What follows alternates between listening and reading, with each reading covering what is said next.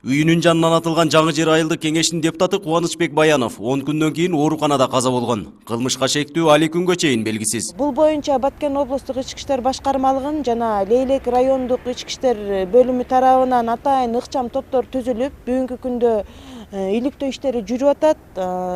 Бирок шектүүнү аткан адамды азыркы күндө аныктала элек. 18 ноябрь күнү облус прокурорунун мыкаачылык менен өлтүрүлгөн жансыз денеси табылган. Бул окуялар бийлик бутактарынын криминалдык чөйрөгө жуурулушуп жатканынын далили деген ойлор айтылууда. Бизде атылып жаткандагы, атып жаткандагы бийлик органдарынын бүтүн бардыгы криминал. Ачыгын айтайын. Байлардын башында чоң депутаттар боло, бирден спорт школалары бар.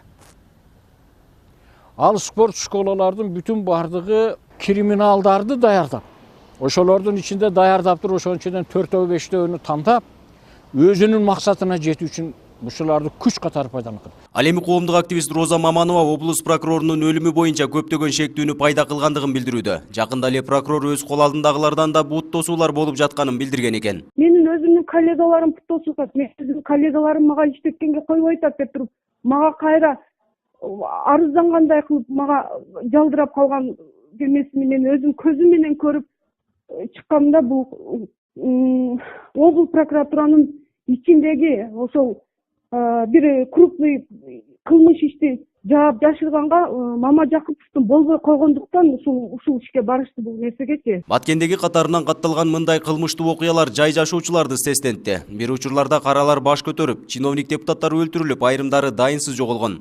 Эски учурлардын эске түшүүсү коомчулукту тынчсыздандыра баштады. Окуяга тез арада анализ жасоо зарылдыгын талдоочулар эскертишет. Нургазы Жайнаков, 7 канал, Баткен.